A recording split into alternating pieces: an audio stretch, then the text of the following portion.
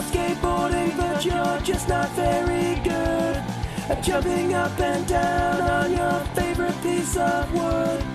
Crab skateboarding, crab skateboarding podcast.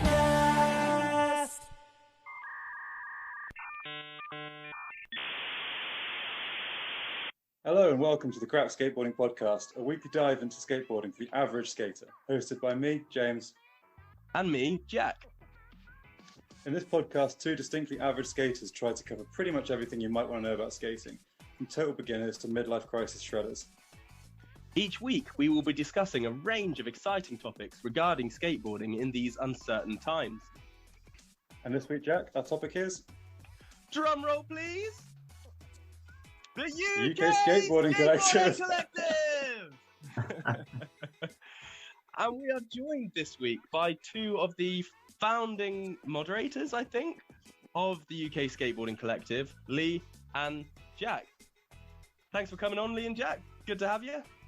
No worries, good to be here. Cool. Can you both, just tell us a little bit about your relationship with skateboarding. Describe your journey so far. Okay, well, for me personally, I kind of got into skateboarding a little bit when I was a kid, but I was rubbish. So, like, I was a bit of a skateboarding nerd. I would just follow my mates around and film them, and that kind of kicked off a life of wanting to film and take pictures. And now I'm studying for a digital media degree, so it's shaped my life really. We both took up skateboarding again at the first lockdown last year. Like loads of other people at the minute, we decided to get involved. And it's been a year of skating now, and it's been really, really fun. Way better than I thought I'd be, which is nice. I find you're more committed as an adult. Things hurt more, but you've also got that realistic expectation of what you can achieve, how quickly, rather than just, getting upset possibly in the way that kids do when they don't achieve something quickly. Yeah. Haven't got a sponsor me video within 5 minutes. No good. Yeah. I was going to say, it's interesting that you say that, because I think about 80% of the people we've spoken to have all had exactly the same thing. Oh, we used to skate when we were kids, and then we've started again because now we've got nothing else to do. Yeah, but what a great thing to do. I know, right? Jack, is that the same for you? Is yours a similar journey in? Yeah, so I had a really similar experience. When I was young and was a teenager, friends skated, got into skateboarding and really wasn't any good. And around time of 14, 15, when music came into my life, and put down skateboarding and picked up music, and then got back into it. And it's like you say with the adult mindset aspect of it. Like, the first time round I couldn't ollie, and I just resigned myself to being someone who couldn't do it. Like, I didn't have that thing in me. And this time round, pushed myself to it, pushed way past my early goals, and just if I can ollie up a curve, that would be like a year. That'd be great. And yeah, no, that's perfect. I think that's so true though, isn't it? Because we often talk about the and we're guilty of this, I think, James, possibly. We talk about the negative thing of being a slightly older skateboarder because we really feel the pain, and you do, and you feel the effect, and so much worse. But there are a lot of positives in terms of your mindset you might not have when you're younger, and I think that's something we neglect to talk about, really. Yeah, you can be more analytical for sure. There's a lot more sort of looking at the board and going, right, how much pressure do I need to apply? Where's some foot need to be? It seems, certainly for myself, it's a much more analytical mindset than it used to be. Whereas I used to just huck my feet and hope for the best every time. And maybe once I land on the board, now I'm finding myself really trying to dial in on kind of the physics of it, which didn't happen when I was a kid. Yeah, we're also used to jobs now. I know it sounds like a square thing to say, but as kids, criticism really knocks your self-esteem, whereas we've all been in jobs and careers and things now where you have performance management, and you get used to thinking critically of yourself without it knocking you back too much, because you have to. Oh man, don't bring performance management into skating. Nah, but I do think it sucks. But I do think it's a thing, right? As a kid, I know that if someone was like, "Oh, you couldn't Same with music, man. Like, you know, I was in bands growing up, and if any critique of it, I'd just be like, I just don't get it. You know, fuck you. It's, you know, whereas now I can maybe reflect a bit more, you know, on things that I'm trying to achieve. And but you know what's great with like helping reflect on tricks though is posting onto the UK Skate Collective. Yeah. Yes. Yeah. So you get all the absolutely. advice you want. You just post. Yeah. You're struggling with something, you can post a video up, and you get all the advice you want. Yeah, put a clip Guys, on we there, haven't everyone actually helps. we haven't actually really dived into that yet. So can you explain to us, assuming like we're all members, but assuming that some of the listeners might not know what this is, could you explain to us what the UK Skateboarding Collective is, how it arose, what's the mantra of it, who's it for, all of that? Just give us an overview of what it is. So when we first started skating, I think Jack found the first one. We just found some like skate groups online, and they seemed really wholesome and really nice, and we loved the community aspect of all of that. But then after a little while, we realised that a lot of them were full of gatekeepers, and I'm not going to name any other groups, but some of the moderators on there are just kind of non-existent, and end up like it wasn't always good vibes. And I was talking to my brother Jerry, who's like the guy that actually set up the page, talking about it, and he was like, I'm just going to start my own one. So we kind of pushed him and helped him do that. And I think Jack described it perfectly a little while back when he said it. Now it's spiraled into control. Yeah. So it's kind of like, yeah. So we do, obviously you can post it up, you can ask for advice, you can comment on other people's things. If you want to show off a bit and show your new edit, people post that. We also have competitions. I think the best thing at the minute is currently the game escape, which I think involves about 50 different people. It's so well organised. It's so good, yeah. So Francis, who set that up, has been great. So he's one of our moderators as well, and I think there's 50 different people, and the best trick each week's winning a prize. So we're having actual like UK skate companies sponsor our competitions. Yeah, and I think the winner of the skate all over is going to get a big prize. But see, I failed to get involved in this at the time, and I'm starting to regret it now because I'm watching it every single week. It comes up with a trick, and I'm like, oh, I can do that. Oh, I'll give that a go. I'd like to give that a go. But I just, for whatever reason, didn't get involved, and I really regret it. I think Jack, you did get involved, didn't you? I did get involved, but I was really enjoying it. So I had been involved. Definitely for the first, I was probably still in it, but I'm probably about to get kicked out. I was in it for the first, I did the first 3 tricks fine. The frontside 180 I could do, but I misread it. I read that you had to do it down or over something. And that was just if you wanted to win like the big prize, but you could still not get your letter. And I didn't realize that until it was too late. And then I think the next trick was like a cavallarial, like is it at the moment? Yeah. And no. so I'm definitely getting one for that. So I'm on my way. I think I might be on Scar after that. I've got a bit of life in me, but you know, we'll see. People are still welcome to join. Yeah. It's I think they're still letting people join up. They can win the weekly prize, but obviously they already have all the letters, so they can't win the final prize because they've not been there from the start. But if anybody wants to join up and get involved, do it. Oh, I might give it a go. So Francis, just a quick question. Yeah. Full cab, front side or back side, or either? I was under the impression it was a backside, but I'm not 100% sure, to be honest. All right. That's the one I can't do. I'm not judging these, so yeah. And Francis has said that the tricks are going to start getting really hard soon. Yes, so, James! I just fucking think I've beaten you at a game of skate. Have you? I fucking beat you. Yeah. When? This one. Oh. Yeah. Yeah. Yeah. Okay, you have. Yeah. Yeah. Just by virtue of entering. Yeah. Excellent. So, guys, obviously, I first came across this page when you're part of another skateboarding group, kind of like a bigger UK anyone kind of unmoderated skateboarding group. You guys posted it in there, I think. And that's when I found it. I think there was like 20 or so members at the time, 20 or 30 members, very few.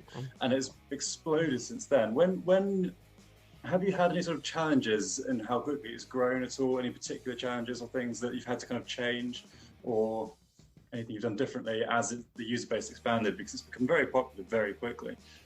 Well, I can only say for myself, so what Lee mentioned earlier about the group spiraling into control. Like, at least from my standpoint, it was just to a degree, I've been just a body in the room with Lee having the conversation, and then, you know, Lee's brother Jerry took the charge and kind of actually set the group up. And it was the people, it was the network of people that were already in contact with each other of, isn't this situation not great? Wouldn't it be better if we did it like this? So they, you know, all the mods, and like they kind of taken it and ran with it, and everyone's just kind of pitched in ideas. So, but I think as the group, the only challenges really have been like nothing outside the norm, I guess, from setting up any public group, but everyone's quite on it, and we haven't had any, there's been no troublemakers, there's been no real issues, like stuff like that's been settled pretty quickly. And like, as a crew of people, of modders, you know, we're very keen to contact people directly and try and iron out any issues that they might have had, you know, particularly on like inclusivity and, we said, all the negative stuff that you don't like on the other groups. So bin it off. And yeah. I think that's probably testament to why it's grown in popularity so quickly, because there isn't any of that. Yeah, I'd say especially for its size. Yeah, certainly from sort of an outside perspective, there's a lot of people who worry about these groups becoming sort of the mods being too on top of it and too in control and sort of squashing sentiment thing. But that's not the case at all in this. I think you've done a really good job of kind of allowing everyone's freedom of expression, allowing lots of opinions and good conversations take place, while also being just there enough to kind of stamp down anything that most people would agree isn't necessarily welcome in a group like that. I think you've nailed that balance where nobody could say that you're oppressive or controlling what should be said in the group, but equally it's a really nice vibe just being maintained in that, in it. And that balance is, I think, is what differentiates it from those other skate groups. I was going to say that's exactly the aim. We want it to be anybody can come and join. Like, we don't care who you are. Like, if you're involved in the UK scene or you're just starting or whatever, you can come and join. And we just didn't want any bad vibes at all. So it's kind of our main thing. It's just it's free for everyone, no bad vibes. And it seemed to have worked. And that's part of the people that are uploading content and like getting involved as well. So not just the admin team, but the actual members of really get it. Yeah, I mean, I've seen, it's so nice, isn't it? Because like the variation in the edits too, you know, and the responses they get, you know, we were talking, it's not gone out yet, but in our last episode that will come out this week, we were talking to Jane, who's part of a freestyle skateboarders group called the Freestyle Coven, and they're all like learning freestyle together, and it's really cool. And she was saying that actually the skateboarding that she likes to watch, and a lot of people like to watch, isn't necessarily always the best skateboarding. It's the skateboarding where she's invested in the journey and the progress and can actually see that people are challenging themselves and proud of what they've done, and that's what she likes to see. And what I love about this group above any other groups that I've joined is that you can have like a skate shop put out a brilliant edit, which is really wonderful and deserves all that applause, you know, doing incredible stuff, and I'll be on the front line singing its praises. But then, you know, within the same hour you could have somebody standing on their board doing their first flat ground ollie, you know, still, and everyone's cheering, you know, the same people are cheering that on, because to that person that's such an achievement, and we've all been that person, or we're all going to be that person. And I think that's really great that we're not looking to be we're not always looking to be in awe, we're just looking to be in support of each other, you know, a community. It's that real community spirited thing. And it's amazing how close you can feel to a group of like-minded people that you've never met, really. You know, it really is a wonderful thing. I think probably we could speak for everyone here that you know, everyone likes to nerd out on skateboarding if they're into it. And that's another, you know, like I said, it's another attraction for the group. I think it's just an attraction for people. Like you said, like, it's amazing to see what the pros can do, and you can watch these edits and be frankly in awe of it. But if I see someone land something that I've been seeing, you know, like, it can be, you know, someone nailing their first slappies, like I said, or their first running ollie, and identifying yourself in that situation. I think it's a healthy thing to promote, to be happy for people, because we understand how hard each step is.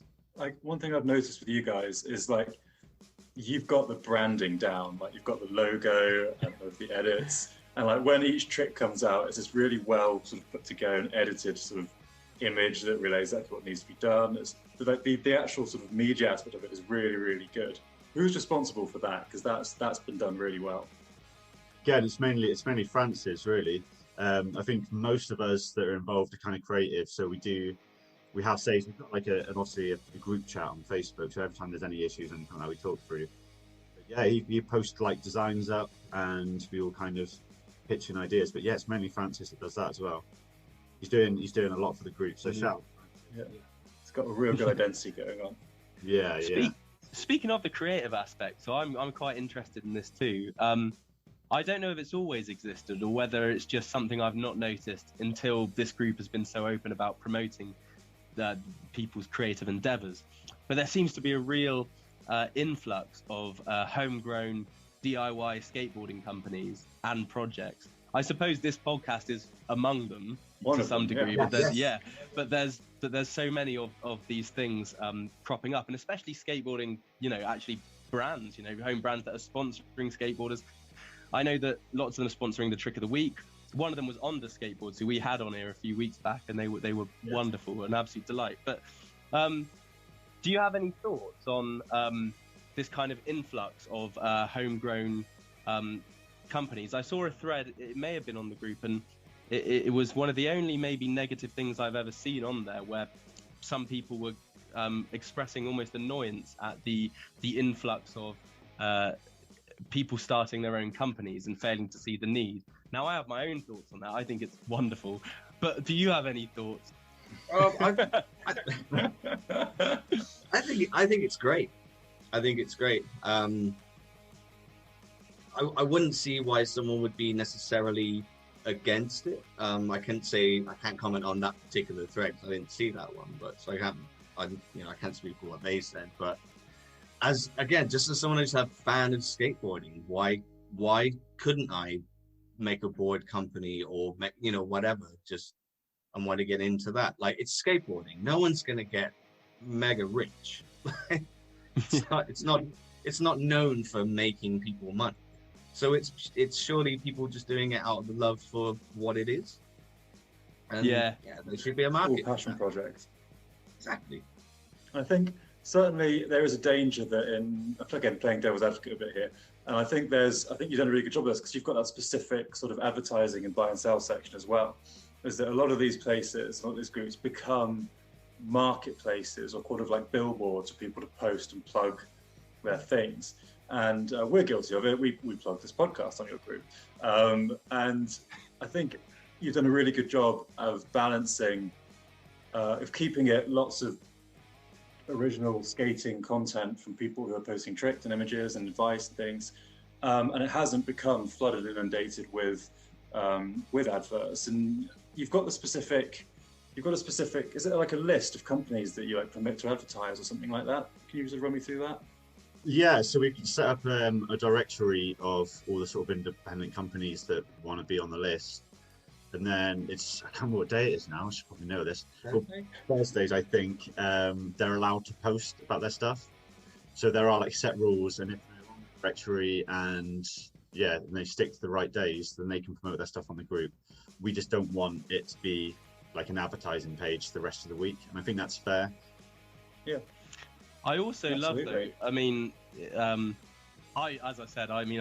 love the kind of influx of creativity is the way I see it. But I also like that when people are posting these things that they've created, or the board company specifically, I have seen some people, suggesting that it's maybe becoming, there's an awful lot of companies in quite like a small pond, I suppose. Saturated. But I love saturated. Yeah. That's the word. But I love it because actually, to be honest, like through this group specifically, I feel like I've met and had conversations with so many interesting, passionate people.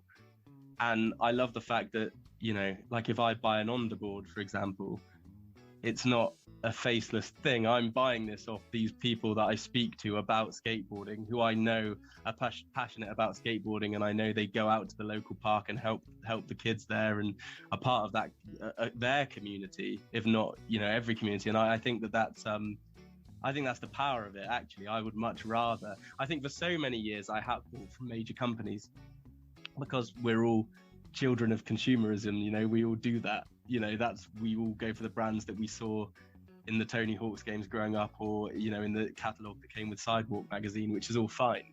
But I love that, you know, my next board could be like like Francis has started a board company, right? And they look amazing, and it's all artwork that he's sourced. And I think actually that's great. I'd much rather have that than just a faceless corporate thing. You know, I think that's brilliant. I suppose with stuff like that, it's quite nice that obviously before the lockdown, when you're going to buy skate gear, you're probably going to a regular shop and speaking to everyone that works there and the other skaters that would go in there, and you kind of recognize them. So there's that sort of community element of buying stuff. And since they've all been shut for the last year, that community element's just sort of gone. So it's kind of nice that we're sort of helping bring that back that like people might be missing out on. So it's, yeah, that's been really nice. Yeah. The skate community that you hang out with normally has been brought online with loads of new people. It's great. I was just gonna quickly tack onto that. I was gonna say that Jane, in her in the wonderful chat we had with Jane, she said, and I thought this was really interesting. So she started skateboarding in the last year, kind of as a result of the pandemic, like so many. And she's in her mid-40s, I think. And so she hasn't ever skated as a child. She's not come from that angle that lots of people have. She'd never registered it. She said she'd never registered it as something that she wanted to do.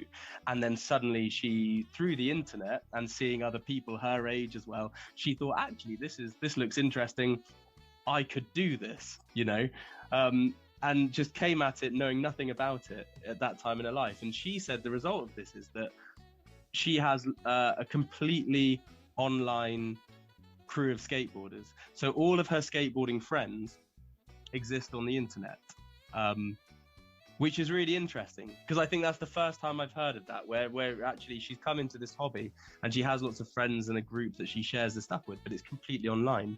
I mean, have you guys, through this or through any other projects you've been part of, have you made friends with other skaters online, or have you formed relationships that you might not have formed had it been for this pandemic? Yeah, there's a few people that I'm sort of friends with on social medias, and we follow each other on like Instagram as well, and Facebook. I've not met up with many people, mainly because of the sort of pandemic person, but a guy called Ben, he's quite active on the group. And then we went down to skate with my brother and met up with Ben, and that was a really fun day. So that's the first sort of face-to-face meeting we had with anybody from the group. Awesome. Speaking of, James, I've agreed that we're going to go skating with these guys as well. I'm going to try and meet them later in the week for a skate, so let me know. We have the worst curbs that you can come and skate with us. Perfect. My next question was actually related to that. So sort of, have you got any, obviously the groups online is getting bigger. As things start opening up, have you got any plans at all for anything related to the UK Skateboarding Collective outside of the online space, like any meetups or any sort of products in the works or anything like that?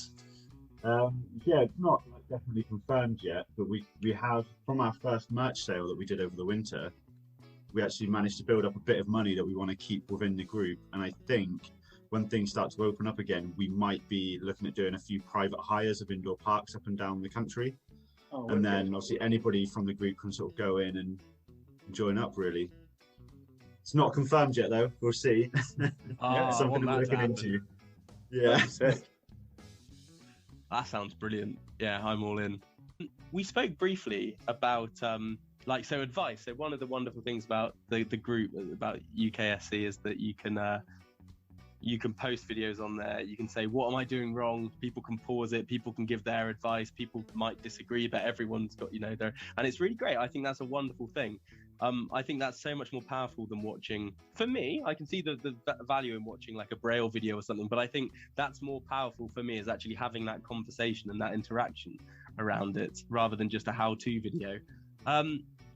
However, I have seen, and you might be aware of this, I know, James, you are, I think this is a much more positive vibe in terms of advice than other corners of the internet, and there is an ugly side to that too. we were going to talk about this a while ago, James. I thought I'd jam it in here, but that BAM story from a few weeks ago, I don't know if you're aware of this, but the one where he was commenting on. Yeah. So an older dude asked for advice. He wanted to get into skateboarding, and when I say older dude, I think he was 30. He wasn't old. Younger than BAM. Yeah, younger than BAM, but he said, on his Instagram, what can I do, to get into skateboarding? I think it looks great. Can I get into it?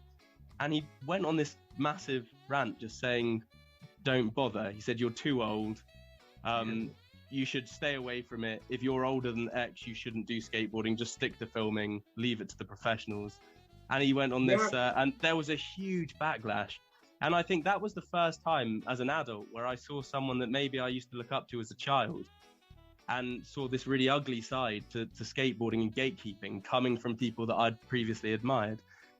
I saw, I thought, because I know the same story, but I was under the impression that the way BAM responded was, like, he had said that, but the way he responded was in the context of turning pro. So he was like saying to the guy, like, oh, if you're over 30, at least that's how I had read it somewhere, was like, he was saying to the guy, if you're over 30 and you're thinking about like being pro, then no, like that's not going to happen. But yeah, I mean, BAM, the way he said it, he's not particularly famous for being, he's not dramatic, is he? Like, that's just, that's aside from what's happening with him now, like that's not nice for that's horrible. See someone in that kind of situation, like that's just separated. But it wasn't a surprise that like BAM said something controversial. It's like, that sounds like something BAM would say. There's a lot of grey areas to it. But it's not cool, and he's wrong. He's wrong about the message of being over 30 and not being able to skate. I mean, me and Lee are both living proof of that at the minute. Yeah. But that's great. I think it's really important that message is, is put out too. And it's important to remember, especially considering that you guys are in charge of an online space, is that a lot of context gets lost online. And there's a lot of context around that comment in particular on Instagram that might not necessarily be obvious to the first people reading it. And it's really easy to be reactionary to comments online without knowing or understanding the full meaning behind it or sort of the background behind it. And sort of on the face of it, it was a really nasty comment to say. But equally, I'm not justifying it by any means, but there is a lot of stuff going on with him at the moment.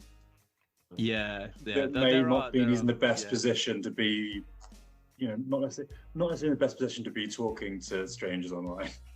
Well, this is the other thing, is that actually when we all grew up we were looking up to people in sort of magazines and video games and films, and half of us didn't have the internet, and the other half it wasn't what it is now. I suppose there's this element that like all of these people, it's a wonderful thing and a terrible thing that the internet breaks down these barriers between figures that used to seem larger than life are just human like us, and that's a really unnerving thing, really, that we all looked up to people, especially in the 90s, early 2000s. We looked up to like Hawk and BAM and the Gons like gods, but actually they're just people who skate. Except the Gons. Well, maybe. The Gons is a god. Yeah, I mean, we're at a point now where we're older than our heroes were when we looked up to them. So there's a whole other world of kind of like how James, you wrote something horrible the other day. You said the other day, or you posted the other day, that when we were kids in the 90s. So no, you said that when children today talk about things from the 90s, that's the same amount of time as when we were kids in the 90s and people used to talk about the 60s. Yeah. That's horrific.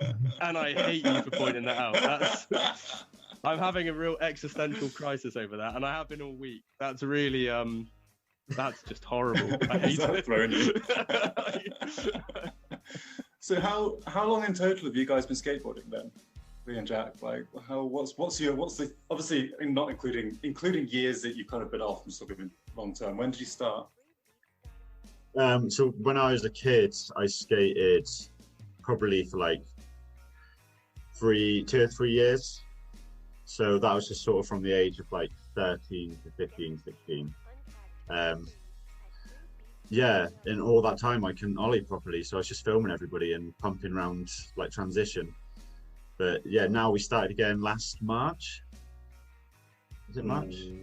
May. So last May we started, and we've been using all this time to learn a style that I never did before. So we've just been out on the streets, like doing curbs and trying ledges, and now we're learning slappies, which is so much fun. A lot of fun. So much. Yeah, they're great for somebody in their 30s as well. It's a bit less impact. Great. Yeah. I've been skating 22 years, and I can only nose slide if I'm doing it slappy. Like, can't ollie into them. Still can't. Weird feeling you have to get used to, but you need to unlock them. They're good. Oh, it looks cool though. I think there's something really nostalgic and messy and a bit horrible about the way they look. I think it's just it's almost stylistically completely different, you know. It's we spend a lot of time justifying our shit skating, don't we, as like stylish and creative and Mate, it's in the fucking inventive name of the podcast. I think we're allowed to. That's fine. Oh, beautiful. Now sounds fun. I mean, when we meet up, I went to Wix and I bought just like a curb, like an unattached curb.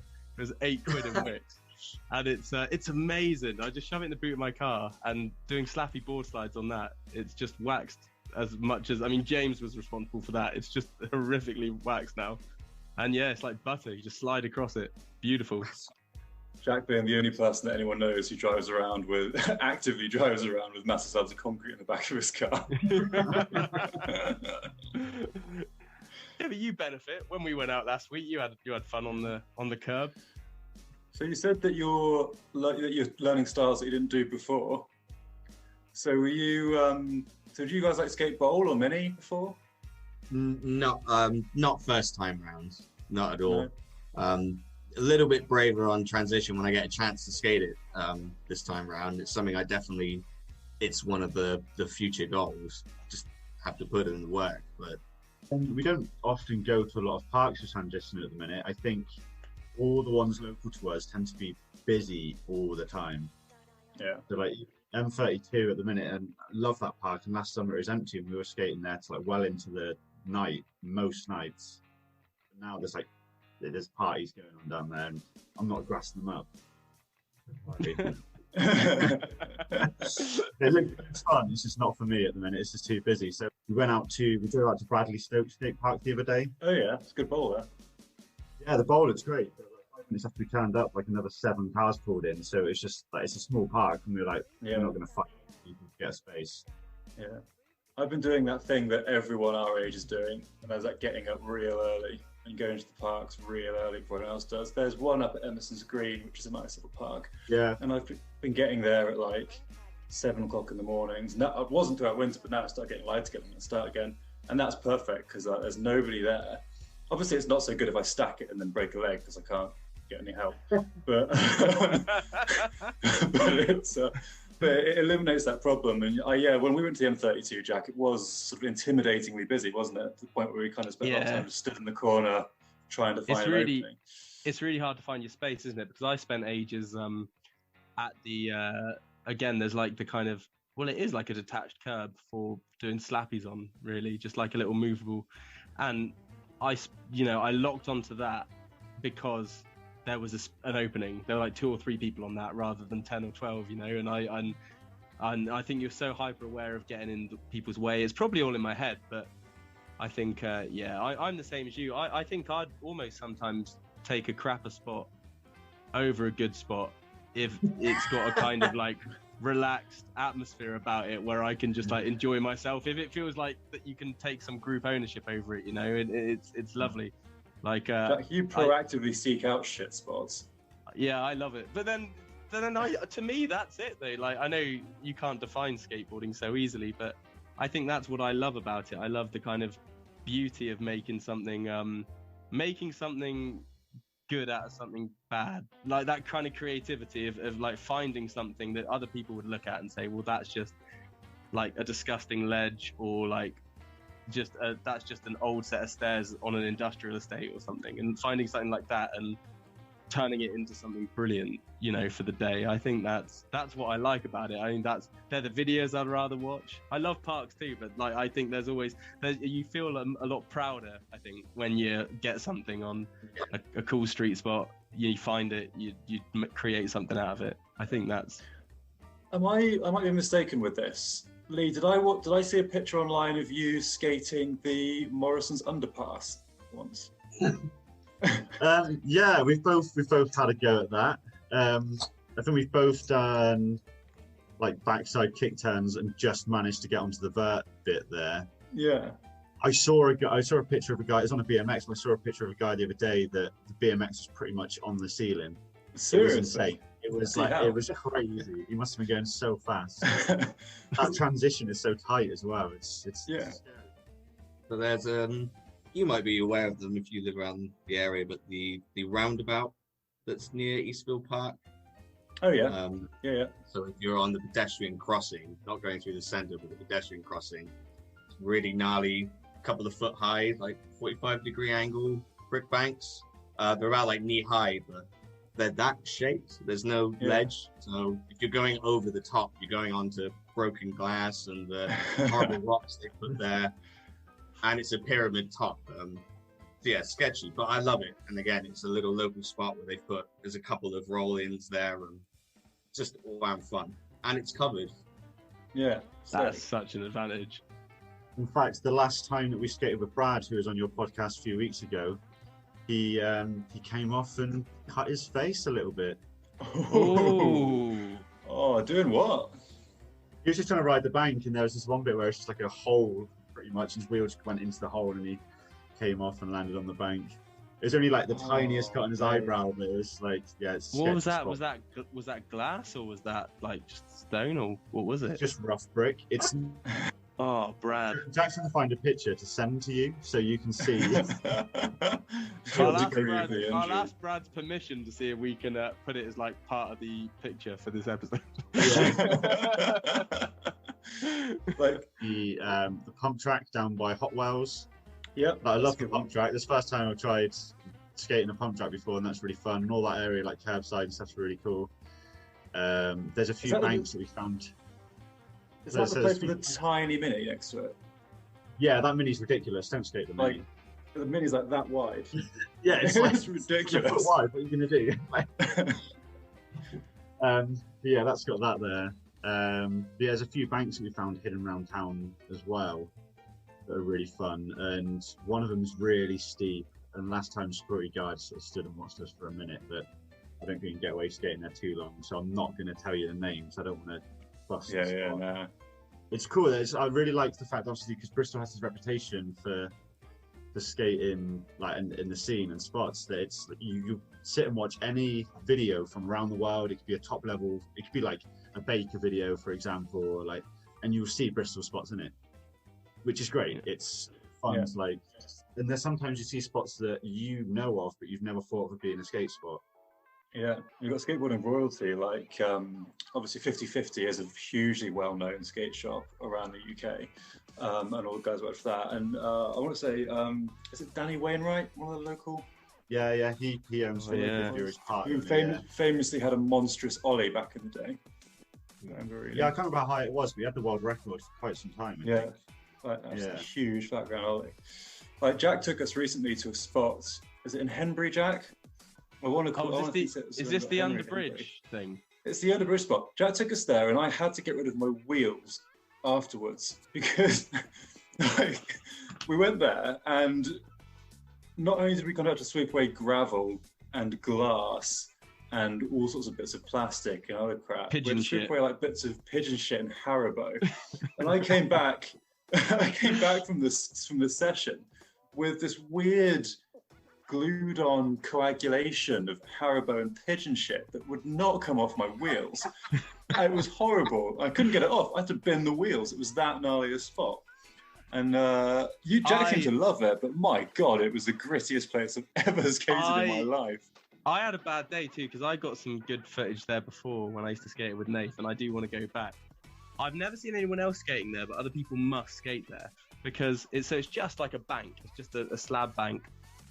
It's gnarly, but it's like, it feels nice to skate on, like, as in it doesn't trap your wheels and stuff. But like, as James said, I think it's like, you know, teenagers probably go under there to drink sometimes. Again, I've never seen it, but you can assume, because like you'll find the remnants of that. Yeah.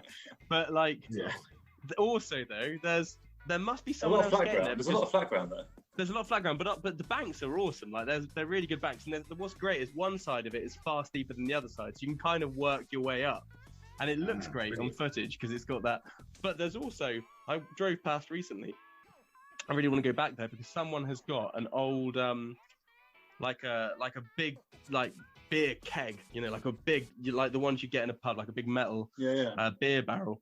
And they've cemented it to the ground and put ply on top, which they've then layered cement over. And they've made this like really weird big kicker just like in the middle of the flat. Yeah. And I looked at that and I thought, that looks like really good fun. It looks I love a sketchy kicker.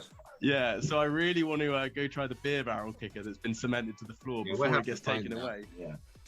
Yeah. Maybe we'll have to do a spot check sometime. Yeah, I'll take you there. It'll be good as long as you've got something to get the hair about your wheels afterwards. Yeah, obviously you've got such a good sort of. I'm going to focus on. I think the logo is brilliant for the UK Skate Collective. Have you got a sort of like you've done your branded? You've had the t-shirts and the hoodies and things. Are you going to have any more sort of merch drops for the members anytime soon? I don't know when it will be, but we are definitely in. There's something in the works, and I think we'll probably do what we did last time as well, where people pre-order, just so we don't have like a big stock of stuff. But I'm not sure when that's going to happen again. But that was really good. A bit of money into the collective sort of kitty, which has been great. Also, we've managed to grab a kitty of just parts as well. So we've got loads of boards and like collected like trucks and wheels and stuff. And like, one of my highlights really for the group is there's been a number of times where people have been like really struggling and things like that, and they've maybe needed some help. And because we've had this collection of stuff, we send it out. Occasionally there's been the odd person that's tried to like pull our leg and just try and get stuff for cheap or like free, and they don't really need it.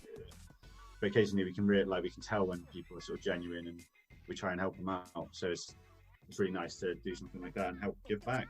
Yeah, so if anybody ever has any stuff that they just kind of want to get rid of and clear some out, then put it up on the group just to offer it out, or like speak to the admin and we can add it to our kitty and we'll sort all that out for them. Any plans for like a big UKSC skate edit? That'd be great.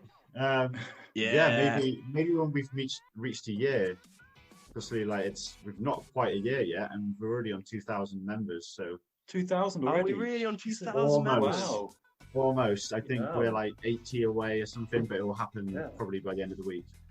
Oh, that's nuts! Man, that's growing so quickly, isn't it? It's just growing. It's constant now. It's like sat here. I've probably had a few requests come onto my phone.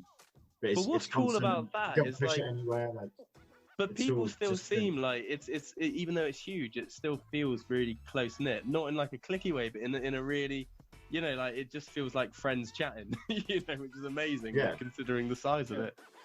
It's funny because like obviously most of my time now, because for full-time work and everything being winter, I've been skating, and obviously with the pandemic I've been skating a lot by myself. So if I like nail a trick or something that I'm really proud of, what's the first thing I do now? It's post a clip to you guys. Post a clip up online. And like, yeah, look what I did.